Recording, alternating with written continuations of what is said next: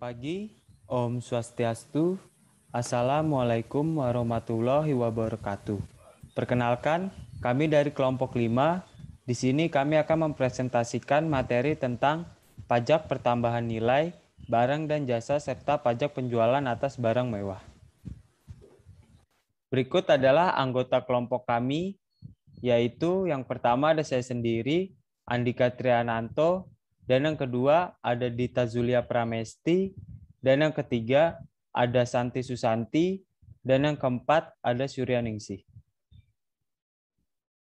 Berikut adalah subbab materi dalam presentasi kali ini, yaitu yang pertama ada karakteristik pajak pertambahan nilai, dan yang kedua ada objek pajak pertambahan nilai, dan yang ketiga ada tarif pajak pertambahan nilai dan cara menghitungnya. Dan yang keempat, ada pajak penjualan atas barang mewah. Baik, selanjutnya saya akan melanjutkan presentasi kali ini, yaitu terkait dengan karakteristik dari PPN atau pajak pertambahan nilai. Jadi pajak pertambahan nilai atau PPN ini merupakan suatu pajak yang dipungut atas barang dan jasa yang dijual dan dibeli oleh wajib pajak seorang pribadi atau wajib pajak badan yang telah menjadi perusahaan kena pajak atau PKP. Nah, pajak pertambahan nilai ini merupakan pajak dengan karakteristik tertentu sehingga pemungutannya diwajarkan. Nah, dapat dilihat berikut ini merupakan beberapa karakteristik dari PPN atau pajak pertambahan nilai yang berlaku di Indonesia, yaitu yang pertama pajak objektif. Jadi pajak objektif merupakan jenis pajak yang kewajiban perpajakannya itu ditentukan oleh wajib pajak. Jadi seseorang pribadi atau badan yang dikenakan pajak PPN itu diwajibkan untuk membayarkan pajak PPN kecuali dalam keadaan tertentu. Nah, yang kedua yaitu merupakan pajak atas konsumsi dalam negeri. Oleh karena itu, salah satu syarat dikenakannya PPN atas suatu transaksi adalah bahwa PKP atau JKP dikonsumsi di dalam daerah pabean. Nah, hal ini yang mendasari pengenaan PPN dengan tarif 0% atas kegiatan ekspor, sedangkan untuk kegiatan impor sendiri itu tetap dikenakan PPN 10%. Yang ketiga yaitu menggunakan mekanisme pengkreditan. Nah, sesuai dengan namanya, maka pada hakikatnya PPN hanya dikenakan atas nilai tambah yang terjadi atas BKP karena proses pabrikasi maupun distribusi. Nah, oleh karena itu PPN yang terhitung dalam suatu pajak itu diperhitungkan terlebih dahulu dengan PPN yang telah dibayarkan oleh PKP pada saat pembelian bahan baku dan faktor produksi lainnya. Nah, sehingga PPN dikenakan beberapa kali namun tidak menimbulkan efek pajak berganda. Nah, yang keempat yaitu dikenakannya pada setiap rantai distribusi. Sepanjang suatu transaksi yang memenuhi persyaratan sebagaimana disebutkan dalam UU PPN, maka pihak PKP berkewajiban untuk memungut PPN atas transaksi yang terjadi di kemudian hari dan menyetorkan ke kas negara dan melaporkannya. Nah, yang kelima yaitu menganut destination principle. Untuk menentukan suatu transaksi dikenakan PPN atau tidak, itu terlebih dahulu harus dilihat di negara mana pihak konsumen itu berada. Nah, apabila konsumen itu berada di luar negeri, maka transaksi tersebut tidak dikenakan PPN karena PPN merupakan pajak atas konsumsi dalam negeri. Nah, yang keenam yaitu netral terhadap pesaing. PPN bukan merupakan beban yang menambah harga pokok penjualan karena PPN menganut sistem pengkreditan yang memungkinkan PPN itu dibayarkan pada saat pembelian diperhitungkan dengan PPN yang harus dipungut saat penjualan. Yang ketujuh merupakan beban konsumen akhir. Nah, PPN merupakan pajak tidak langsung sehingga beban pajaknya itu dapat dialihkan oleh PKP. Penurunan PPN yang dilakukan beberapa kali itu tidak menjadi beban PKP karena beban PPN tersebut pada akhirnya akan dialihkan kepada konsumen yang menikmati BKP. Nah, untuk selanjutnya akan dilanjutkan oleh rekan saya. Baik, di sini saya akan menjelaskan tentang objek PPN. Objek PPN adalah barang atau jasa yang terkena pungutan pajak pertambahan nilai. Seharusnya semua barang dan jasa merupakan objek PPN. Namun ada pertimbangan dari soal ekonomi maupun sosial, maka ada beberapa barang dan jasa yang tidak dikenakan PPN sehingga tidak termasuk ke dalam objek PPN. Objek PPN di sini dibagi menjadi dua, yaitu barang kena pajak dan jasa kena pajak. Barang kena pajak yaitu barang berwujud berupa barang bergerak dan tidak bergerak, serta barang tidak berwujud yang dikenakan PPN. Sedangkan jasa kena pajak yaitu Kegiatan berupa pelayanan yang berdasarkan perbuatan hukum memungkinkan suatu barang atau fasilitas atau kemudahan hak tersedia untuk dipakai. Selain itu, jasa yang dilakukan untuk menghasilkan suatu barang dari pesanan atau permintaan dengan bahan dan atas petunjuk dari pemesanan juga termasuk ke dalam kategori JKP atau jasa kena pajak yang dikenakan pungutan PPN. Sekian presentasi dari saya dan selanjutnya akan dilanjutkan oleh rekan saya. Baik, selanjutnya yaitu tarif pajak pertambahan nilai. Tarif pajak pertambahan nilai atau PPN adalah sebesar 10%.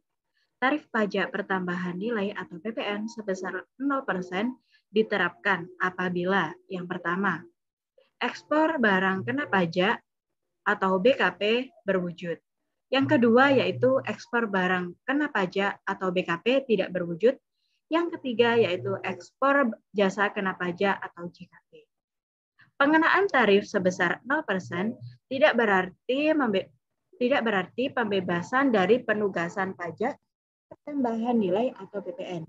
Dengan itu, pajak masukan yang telah dibayar untuk perolehan yang kena pajak dan atau jasa kena pajak yang berkaitan dengan kegiatan tersebut dapat dikreditkan. Pemerintah diberikan wewenang untuk mengubah tarif pajak pertambahan nilai atau PPN menjadi paling rendah sebesar 5% dan paling tinggi sebesar 15% dengan tetap menggunakan prinsip tarif tunggal yang berdasarkan perkembangan ekonomi dan atau peningkatan kebutuhan dana untuk pembangunan.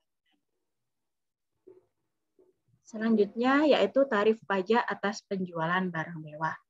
Pajak penjualan atas barang mewah adalah pajak yang dikenakan atas konsumsi barang kena pajak yang tergolong mewah di dalam daerah pabean. Oleh karena itu, barang kena pajak yang tergolong mewah yang diekspor dan dikonsumsi di luar daerah pabean dikenai pajak penjualan atas barang mewah dengan tarif sebesar 0%.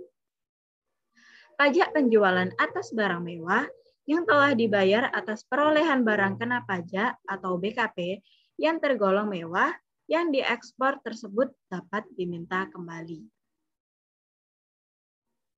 Selanjutnya yaitu dasar pengenaan pajak. Pajak nilai yang terhutang dihitung dengan cara mengalihkan tarif di atas dengan dasar pengenaan pajak yang meliputi harga jual, penggantian, nilai impor, nilai ekspor, atau nilai yang lainnya. Adapun rumus dalam dasar pengenaan pajak yaitu PPN sama dengan tarif dikalikan dengan dasar pengenaan pajak. Contohnya, pengusaha kena pajak B melakukan penyerahan jasa kena pajak dengan memperoleh penggantian 30 juta. Pajak pertambahan nilai yang terhutang yaitu 10% dikalikan dengan 30% sama dengan 3 juta. Pajak pertambahan nilainya yaitu sebesar 3 juta. Selanjutnya yaitu nilai lain untuk menghitung dasar pengenaan dari pajak.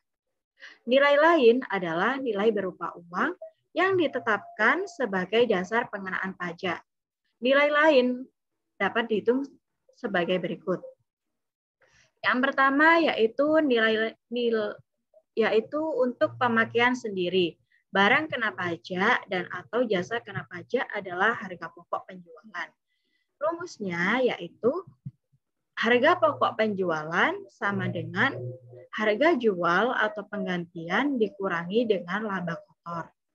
Yang kedua yaitu untuk pemberian cuma-cuma barang kena pajak dan atau jasa kena pajak adalah harga pokok penjualan.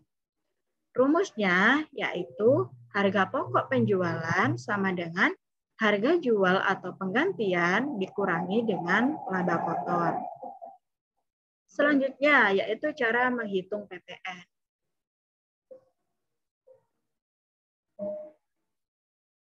Pajak masukan yang wajib dibayar tersebut oleh pengusaha kena pajak dapat dikreditkan dengan pajak keluaran yang dipungutnya dalam masa pajak yang sama. Dalam suatu masa pajak dapat terjadi pajak masukan yang dapat dikreditkan lebih besar daripada pajak keluaran. Kelebihan pajak masukan tersebut tidak dapat diminta kembali pada masa pajak yang bersangkutan, tetapi dikompensasikan ke masa pajak berikutnya. Kelebihan pajak masukan tersebut baru dapat diminta kembali pada akhir tahun buku atau masa pajak saat wajib pajak melakukan pembubaran usaha. Contohnya, masa pajaknya yaitu Mei 2021. Pajak keluarannya yaitu sebesar 2 juta, pajak masukan yang dapat dikreditkan sebesar 4.500.000 dan pajak yang lebih dibayar yaitu sebesar 2.500.000. Pajak yang lebih dibayar yaitu sebesar 2.500.000 dikompensasikan ke masa pajak Juni 2021. Berlanjut ke masa pajak Juni 2021. Pajak keluarannya yaitu sebesar 3 juta, pajak masukan yang dapat dikreditkan sebesar 2 juta, pajak yang kurang dibayar sebesar 1 juta. Pajak yang lebih dibayar dari masa pajak Mei 2021 yang dikompensasikan ke masa pajak Juni 2021 yaitu sebesar 2.500.000. Pajak yang lebih dibayar pada masa pajak Juni 2021 yaitu sebesar 1.500.000. Pajak yang lebih dibayar sebesar 1 juta dikompensasikan ke masa Juli 2021. Di sini saya akan melanjutkan materi yang selanjutnya atau materi yang terakhir yaitu mengenai pajak penjualan atas barang mewah atau yang biasa disingkat dengan PPNBM. Nah, PPNBM ini merupakan pajak yang dikenakan pada barang yang tergolong mewah yang dilakukan oleh produsen atau pengusaha untuk menghasilkan atau mengimpor barang tersebut dalam kegiatan usaha atau pekerjaannya. Prinsip pemungutan PPNBM ini hanya dilakukan satu kali saja, yaitu pada saat penyerahan oleh pabrikan atau produsen BKB. Barang-barang mewah yang termasuk dalam atau masuk dalam pajak PPNBM ialah yang pertama, barang yang bukan merupakan barang kebutuhan pokok. Yang kedua, barang yang hanya dikonsumsi oleh masyarakat tertentu. Yang ketiga adalah barang yang dikonsumsi oleh masyarakat berpenghasilan tinggi. Dan yang keempat adalah barang yang dikonsumsi hanya untuk menunjukkan status atau kelas sosial.